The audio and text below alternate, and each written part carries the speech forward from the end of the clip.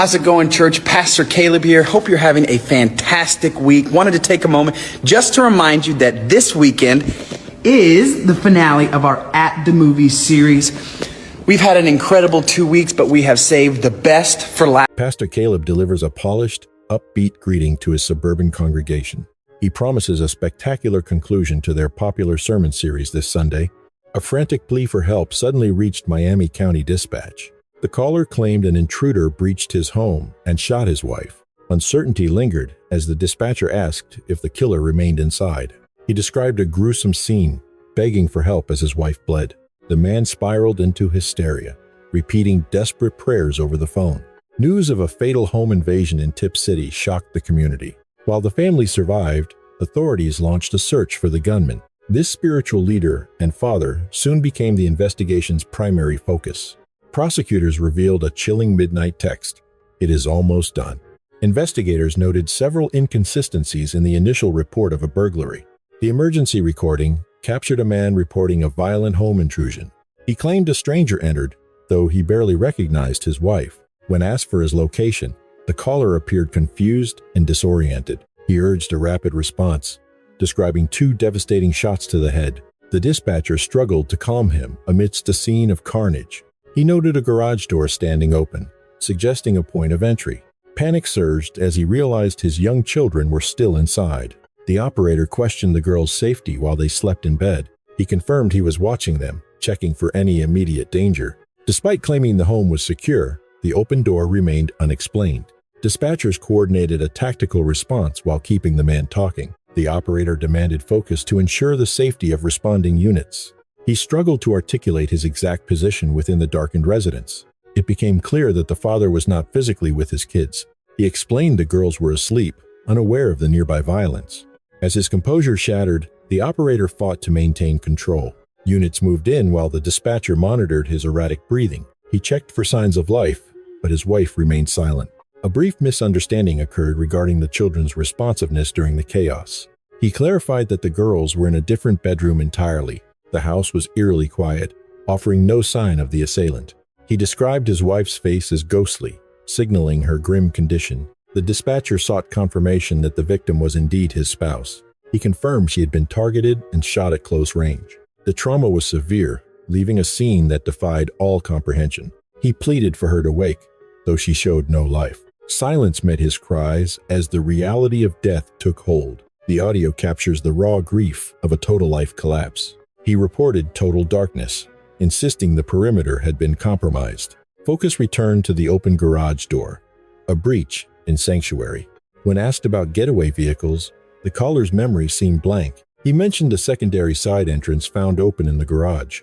The operator attempted to stabilize him until the first sirens arrived. Dispatchers confirmed help was en route while checking if the entrance remained unsecured. In a state of pure panic, the voice on the other end repeatedly begged for guidance. The dispatcher inquired about her vitals, but the silence from the victim suggested the worst. Instructions were given to locate a fabric to cover the trauma site, perhaps a simple bathroom towel. The operator confirmed the use of a towel, strictly warning against applying any force to the injury. The caller complied, his voice trembling under the weight of the unfolding horror. Recognizing the caller's spiraling state, the dispatcher urged him to find a moment of steady oxygen. The command was echoed.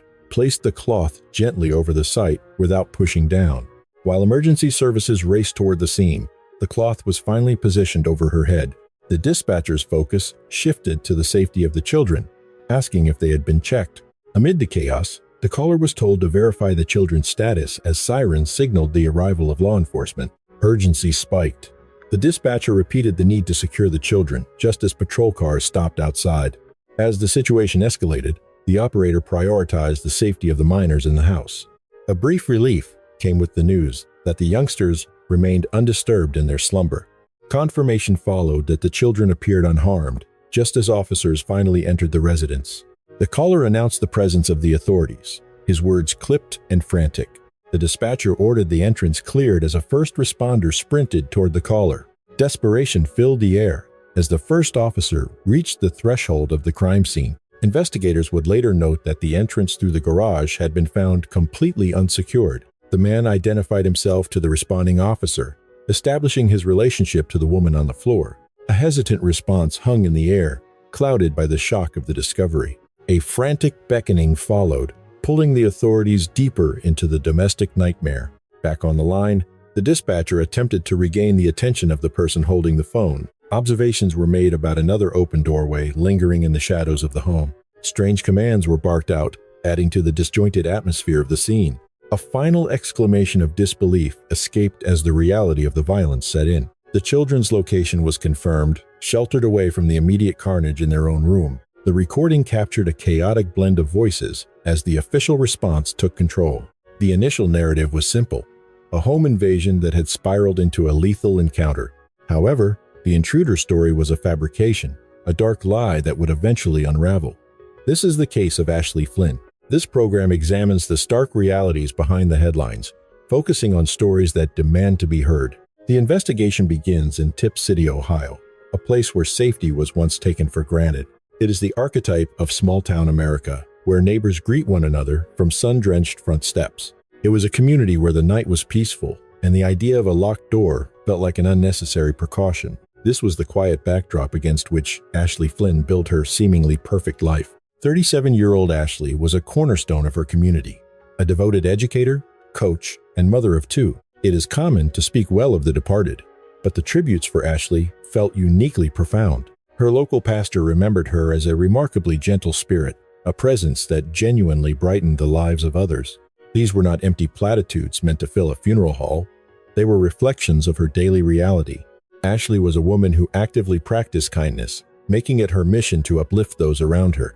For years, she dedicated herself to her students and athletes, leaving a void that felt impossible to fill. Her nature was one of selfless generosity, a woman who asked for nothing while providing everything to her community.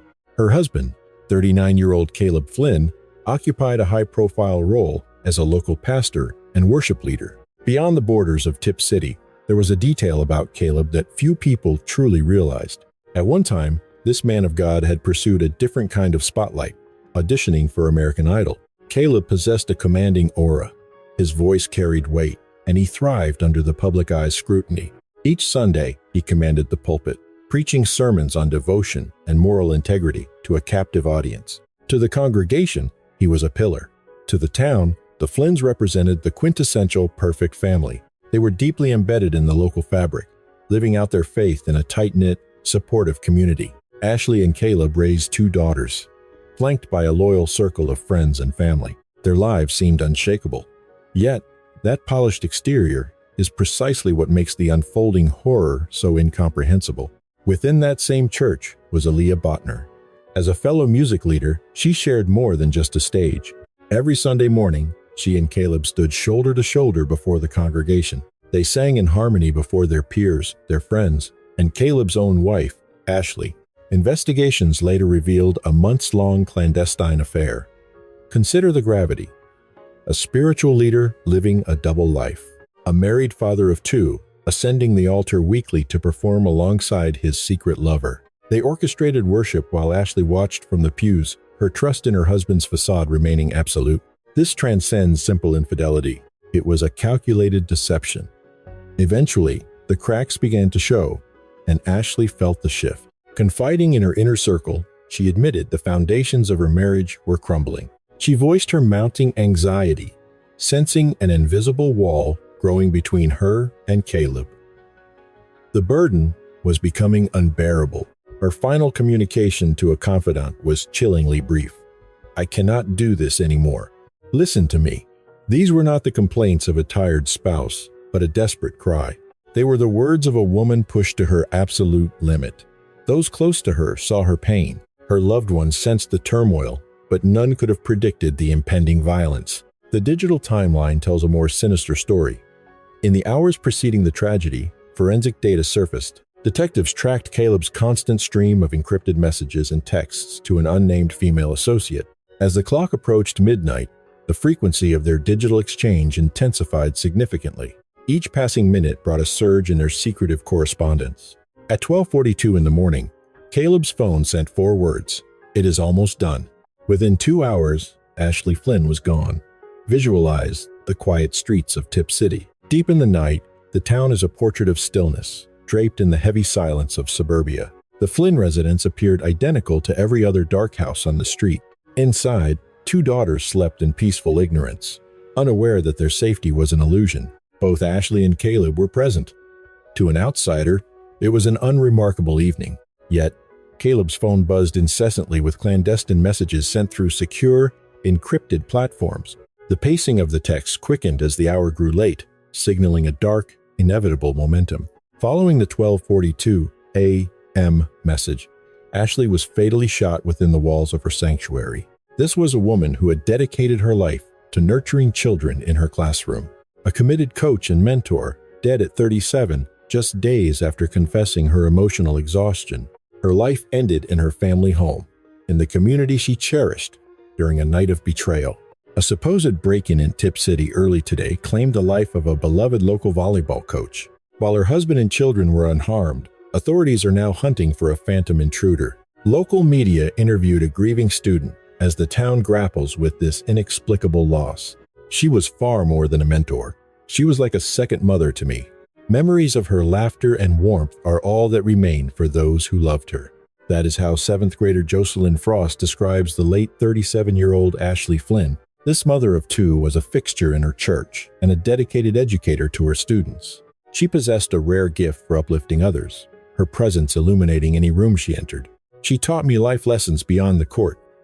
I only hope to mirror the woman she was. Even a simple sandwich cookie served as a medium for Flynn to impart profound life lessons. The brittle exterior represented internal flaws needing work, while the sweet center symbolized their solitary successes. Her ripple of compassion extended far beyond the court, embedding her legacy within the very heart of the town.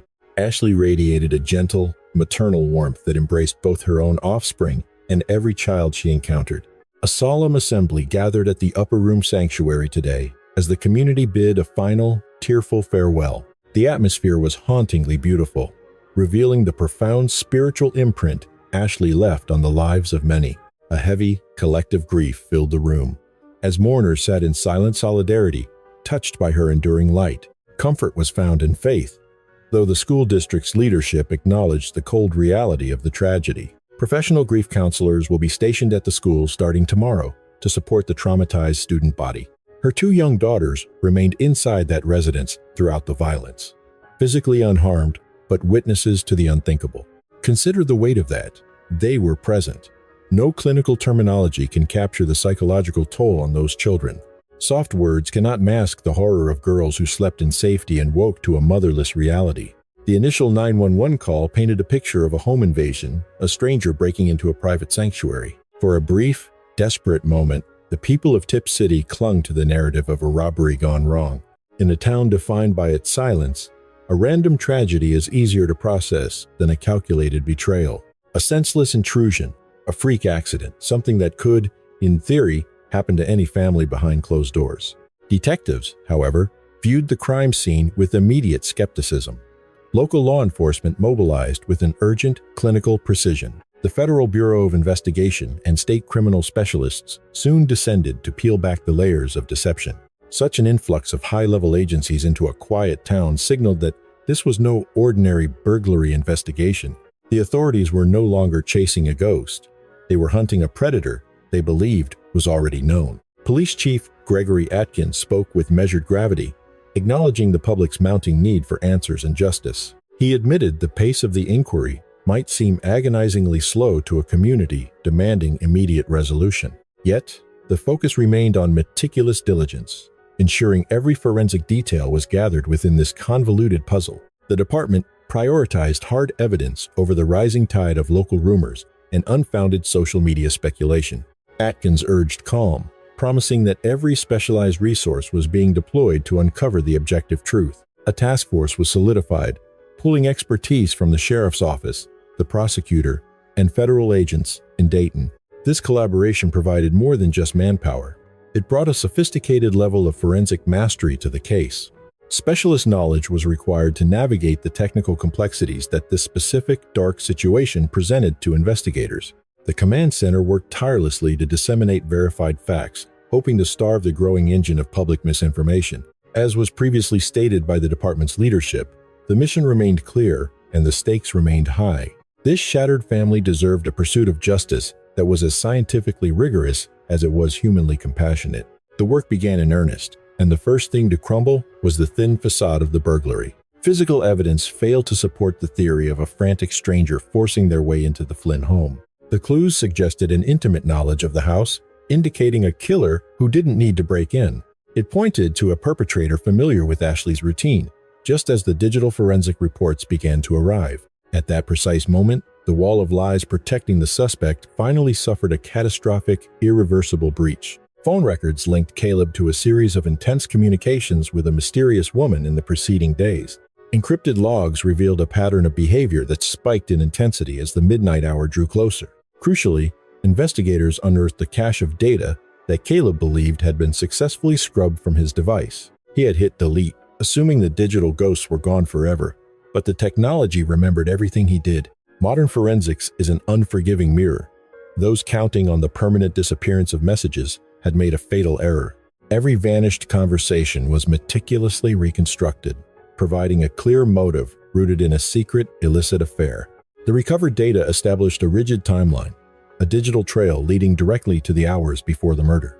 Prosecutors viewed these deleted logs as more than just evidence of infidelity. They were proof of criminal evidence tampering. It was a documented, active attempt to incinerate the record of a conspiracy that ended in a cold-blooded killing. Scrubbing digital footprints at the exact moment a spouse is found lifeless creates a timeline that demands an explanation. It invites a level of scrutiny that never truly dissipates. At the center of the mystery sat a single, chilling text message. 12:42 a.m. It is almost done. Prosecutors maintained those words were neither casual nor metaphorical. The state argued that the recipient was already fully briefed on the unfolding tragedy. They contended that a predetermined plan was nearing its conclusion, ruling out any claim of a spontaneous crime of passion. This was cold, calculated, and coordinated. The stage burglary and the hidden affair began to form a sinister pattern. Deleted records and encrypted platforms suggested a level of preparation meant to evade the law. Digital activity peaked as midnight approached, with that final text sent 2 hours before the 911 call. All evidence aligned. The trail led to a single conclusion. In just 3 days, investigators had gathered enough to make their move. 3 days. Caleb Flynn was taken into custody, facing charges of murder, felonious assault, and evidence tampering. The court proceedings commenced under a heavy veil of public scrutiny. The judge called the gallery to order for Case 26 CRA 285, the State versus Caleb C. Flynn. Flynn was informed of the gravity of the situation, starting with a first-degree murder charge. 2 counts of second-degree felonious assault followed, along with a third-degree charge for tampering with evidence. A second count of evidence tampering completed the list of serious felony allegations. The community knew him as a spiritual leader and a charismatic performer who spoke of love and faith from the pulpit. Now, sitting in a cell for his wife's death, the reality of his arrest sent a shockwave through the town of Tipp City. For those who shared her life, the loss of Ashley was an unbearable tragedy. Even those who never knew her felt the weight of the crime. The devastation rippled far beyond the immediate family. A neighbor's observation provided a haunting summary of the collateral damage involved. The children lost their mother to violence and their father to the law. That remains the most haunting aspect of this case. Digital footprints became the centerpiece of the prosecution's case, including every hidden ping and encrypted thread. Investigators worked to recover conversations that had been intentionally scrubbed from the suspect's devices. That 12:42 a.m. message served as the anchor for the argument that this was a cold-blooded, planned execution. Legal experts suggested that proof of premeditation in those final hours would make the defense's position untenable. If the prosecution could prove a coordinated effort, Caleb would have no way to escape the consequences. Authorities held back the 911 recordings and body camera footage, citing the sensitivity of the active prosecution. As the legal process ground forward, the public remained fixated on every new detail that emerged. The community responded with a show of solidarity. Sarah Kaler began producing custom shirts to honor the victim's legacy. The shirts urged people to live like Ashley, raising over $2,500 in a matter of days. Every dollar was set aside for the daughters, as even total strangers sought ways to keep Ashley's memory alive. It was a collective effort by a city to hold on to a woman they had only just begun to truly know. One local resident pointed out the tragic irony, noting that Ashley lost everything over something so remarkably trivial. Trivial. It's a word that highlights the absolute futility of the motive behind such a permanent act. No matter the reason, the only lasting result was 2 young girls left without either of their parents. This is the senseless core of such crimes. Those daughters are left to navigate a world their father destroyed. They went to bed in a safe home and woke up into a lifelong trauma they never asked for. They are left facing a future without their mother's presence at the table or her voice when life gets difficult. Their father, once their foundational support, now sits in a prison cell as the man who shattered their world. A memorial at the Christian Life Center in Dayton allowed loved ones to focus on the person Ashley was. They gathered not to dwell on her final moments, but to honor the spirit of a woman who gave so much. A dedicated teacher and coach, she had spent her life investing in the growth and well-being of others. Even as her own personal life fractured, she continued to show up for the people who relied on her. She had warned friends that she was at her limit, though no one realized how little time she had left. If there is a lesson here, it is this. When a loved one reaches their breaking point, stop everything and pay attention. Observe carefully. One must never presume that the coming morning guarantees their safety. Certainty is a luxury the vulnerable lack. Ashley deserved justice. Her children deserved a mother. That peaceful enclave, once characterized by unlocked doors and friendly waves, was forever altered. Ashley's legacy remains a testament to profound affection and an unwavering commitment to others. She existed as a beacon of reliability. One must scrutinize the shadows surrounding their loved ones before time expires. The story of Ashley Flynn is more than a tragic headline. It is a haunting mirror held up to the fragility of the perfect life. In the quiet corners of suburbia, we often mistake silence for safety, believing that a Sunday morning smile can mask a midnight betrayal. But Ashley's life reminds us that the most chilling shadows aren't always lurking behind a stranger's mask. Sometimes, they are sitting right across the dinner table. Ashley was a beacon, a mother, a coach, and a devoted educator who poured her soul into others until she was bone-weary. She whispered of a breaking point that no one truly heard until the silence became permanent. Her story teaches us a devastating truth.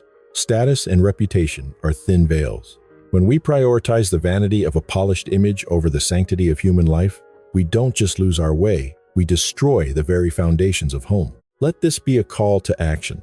Pay attention to the whispers of the weary. Value the truth over the facade. Justice was eventually served through recovered data and digital ghosts, but it could never restore a mother's warmth to 2 daughters now navigating a world of trauma. We must look closer and love deeper. Live with the kindness Ashley championed, but never ignore the shadows, because a locked door is useless if the danger already has the key.